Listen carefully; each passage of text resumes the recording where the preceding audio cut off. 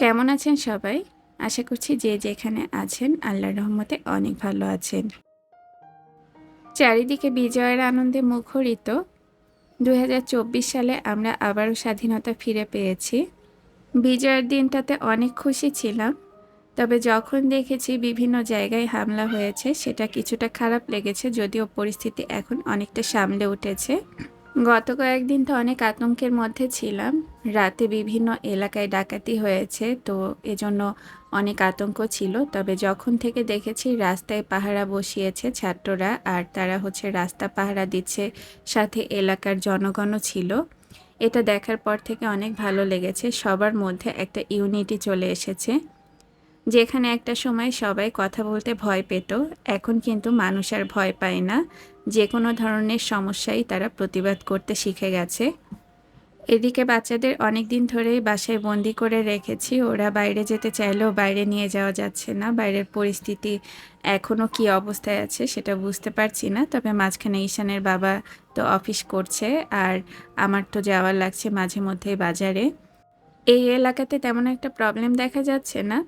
গতকালও আমি বাজারে গিয়েছিলাম, আর বাইরে যেয়ে বেশ কিছুক্ষণ বিভিন্ন প্রয়োজনীয় কেনাকাটা করেছি। তারপরও যার যার অবস্থানে থেকে সবাইকে সতর্ক থাকতে হবে, আর সবার মধ্যে যদি ইউনিটি থাকে তাহলে কোনো অপশক্তি কিন্তু আমাদেরকে আলাদা করতে পারবে না। আস্তে আস্তে বাইরে শান্তি ফিরে আসছে তাই মনে হচ্ছে। গতকাল থেকে দেখলাম যে বাইরে ঝামেলাটা একটু কম হচ্ছে। রাতের দিকে তো গত ৩-৪ রাত আমাদের কেউই ঘুমোতে পারেনি। আশেপাশের বাসায়ও দেখলাম সবাই জেগে আছে রাতে। যখনই মাইকিং করে ডাকাত ডাকাত বলে, তখনই দেখা যায় আশেপাশের বাসা থেকে সবাই বারান্দায় চলে এসেছে। সবাই উকিঝুঁকি মেরে দেখার চেষ্টা করছে যে নিচে কি হয়েছে। আবার অনেকে সাথে সাথে গেট খুলে বেরও হয়ে যাচ্ছে। এখন তো বাইরে গেলেও দেখা যায় খুব তাড়াতাড়ি ফিরে আসছি। সন্ধ্যার আগে আগে সব কাজ শেষ করে বাইরে থেকে আসার চেষ্টা করছি। আর একেবারে ফাঁকা রাস্তাগুলোই যাচ্ছি না, কারণ ওইখানে যাওয়া এখন অনেক রিস্কি। যে জায়গাতে লোকজন নেই সেই জায়গাতে কম যাওয়ার চেষ্টা করতে হবে, কারণ ছিনতাইকারীদের সংখ্যা অনেক বেড়ে গেছে। আসলে দেশ তো নতুন করে গোছানো হচ্ছে, তো স্বাধীনতার পরে এ ধরনের টুকিটাকি কিছু প্রবলেম তো থেকেই যায় সব জায়গায়। আগামীকাল থেকে শুনেছি থানায় পুলিশও চলে আসবে, তো আস্তে আস্তে করে দেখা যাবে যে বাইরের পরিস্থিতি উন্নতি হয়ে যাবে। আল্লাহ নিশ্চয়ই কোনো অহংকারী শাসককে পছন্দ করেন না। অতিরিক্ত অহংকারের কারণে ফেরাউন থেকে শুরু করে আরও অনেক শাসক কিন্তু পতনের দিকে গেছে, আর বারবারই কিন্তু আমরা চোখের সামনে এগুলোই দেখতে পাচ্ছি। স্টুডেন্টদের সঙ্গে আন্দোলনে যেতে পারিনি, তবে বাসায় বসে ওদের জন্য সবসময় আমরা দোয়া করেছি। অনেক রক্তক্ষয়ী একটা যুদ্ধের মাধ্যমে এই স্বাধীনতা এসেছে। কত মায়ের বুক যে খালি হয়েছে তা আসলে আমরা এক্স্যাক্ট সংখ্যা এখনও জানি না।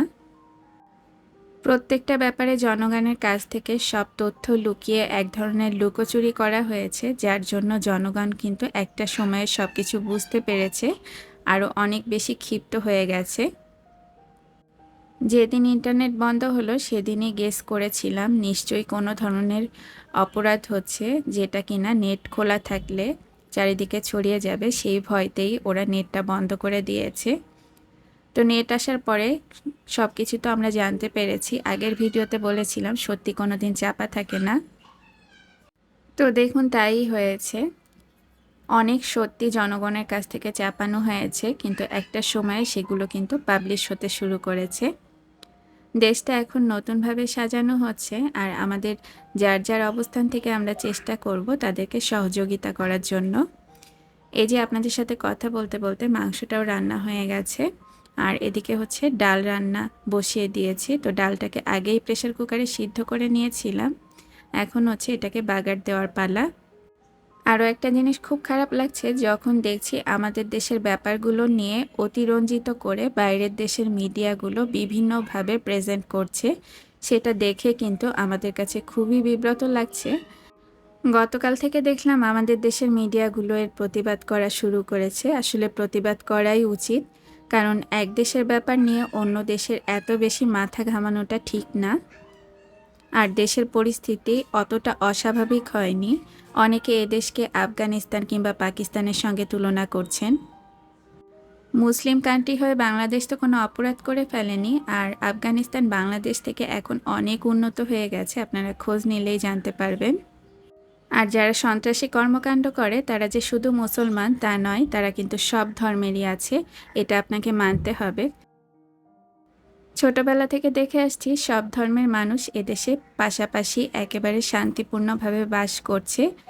কিছু ছোটোখাটো ঘটনা তো সব দেশেই ঘটে থাকে, যেমন প্রতিবেশী দেশেও আমরা দেখেছি মুসলিমদের উপরে অনেক অত্যাচার হয়। আমার কাছে মনে হয়েছে আমার ভিডিওর মাধ্যমে আজকে একটা প্রতিবাদ করা উচিত বিজয়ের আনন্দের সাথে সাথে, কারণ আমার দেশকে অনেক জায়গাতেই ছোট করছেন আপনারা। এটা একটা দেশের নাগরিক হিসেবে কোনোভাবেই মেনে নিতে পারছি না।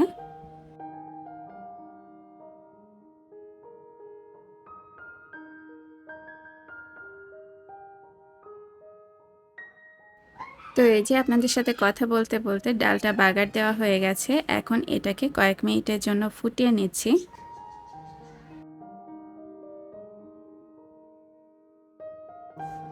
সব রান্নাগুলো করা হয়ে গেছে, এখন আমি সবাইকে খাবার সার্ভ করতে চলে যাচ্ছি।